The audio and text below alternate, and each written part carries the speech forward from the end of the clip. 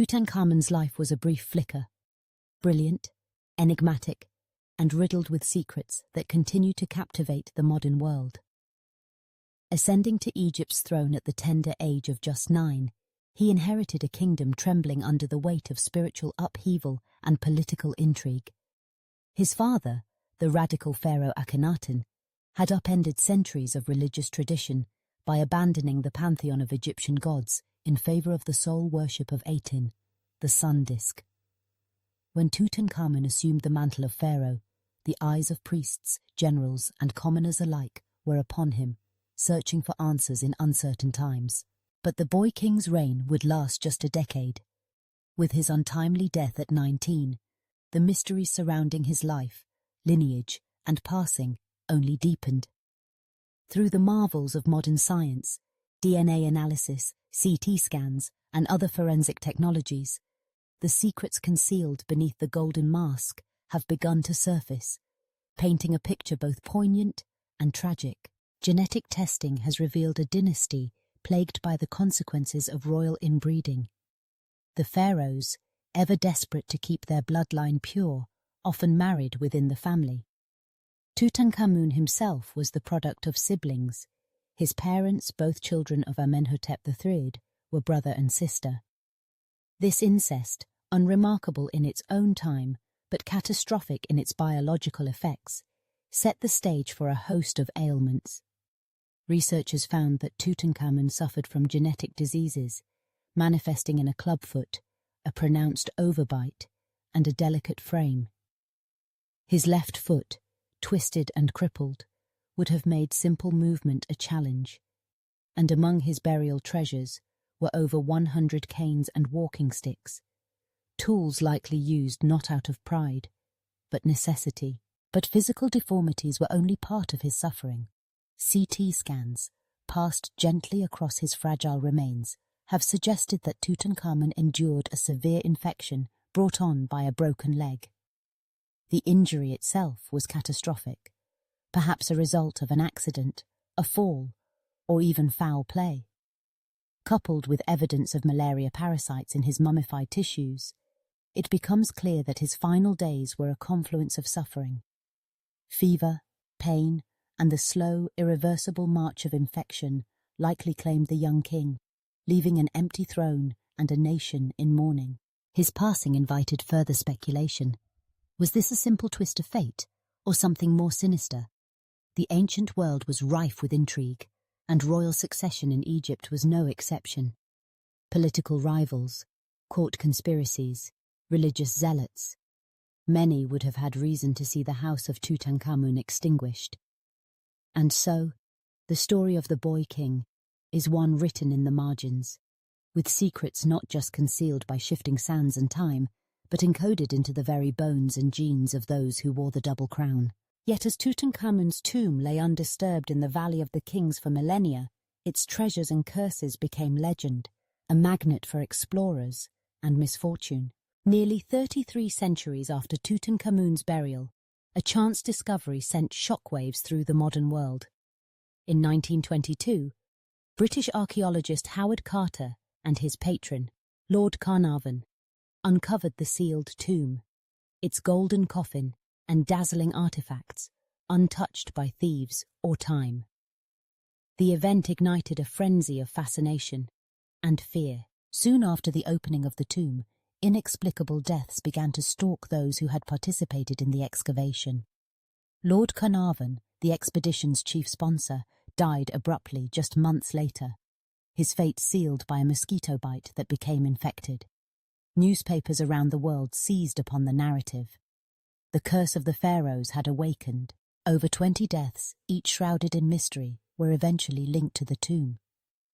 Some perished from illness, others from accidents or suicides.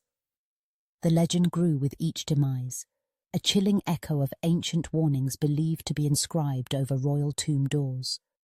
Death will come on swift wings to him who disturbs the king's peace. But was there truly a curse, or merely the tapestry of coincidence woven into the fabric of human imagination? Scientists and skeptics have long debated the possibility of ancient chemical agents, deadly molds, and voracious bacteria thriving in the sealed, humid darkness of the tomb. Traces of toxic fungus and airborne pathogens have been detected in other Egyptian burial sites, lending credence to the idea that the so-called curse was biological, not supernatural. Yet, despite logical explanations, something about the sheer number of tragedies left people unsettled.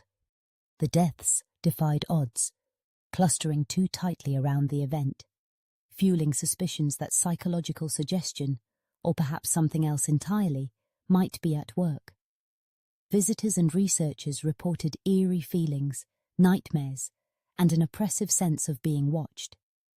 Whether the answer lies in the unseen hand of paranormal forces or in the intricate workings of the human mind, the legend of the pharaoh's curse refuses to die. Still, the wonders of Tutankhamun's tomb extend beyond gold and tragedy.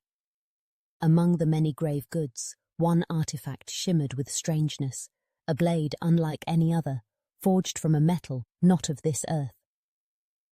The so-called meteoric iron dagger was crafted before humanity mastered the smelting of iron, and chemical analysis confirmed its extraterrestrial origin. The metal, derived from a meteorite, underscores the sophistication of the ancient Egyptians and their connection with the heavens. They recognized the unique qualities of the meteorite, honored its celestial origins, and transformed it into a weapon fit for a god-king. This was not the only object to beg a belief. Scattered across Egypt and other cradles of civilization are engravings on stone and clay, images whose meanings are lost to history. Some seem to depict objects far ahead of their time, cylindrical tubes resembling telescopes cast upward toward the stars, enigmatic shapes suggestive of surgery and transplants, vessels adorned with spiral designs echoing electrical coils or energy conductors. To the modern eye, they are tantalizing hints that knowledge may have existed far earlier, or that the ancients saw and understood things we can scarcely imagine. A still greater mystery stretches thousands of miles from Egypt, deep in the heart of Africa. In Gabon, scientists were stunned to discover what can only be described as a natural nuclear reactor, one that began operating 1.8 billion years ago. Embedded within the ancient rocks of Oklo, seams of uranium had achieved self-sustaining nuclear reactions long before the first human split the atom. For hundreds of millennia, these natural reactors emitted heat and radiation, punctuating the insentient landscape with cosmic fire. To conspiracy theorists and those hungry for proof of alien influence, such discoveries are irresistible. Was it a quirk of natural geology, or evidence that advanced intelligence once roamed the earth? The question lingers, threading its way through tales of pharaohs, curses, and cosmic mysteries. Everywhere we look, the ancient world offers up riddles, both terrestrial and celestial.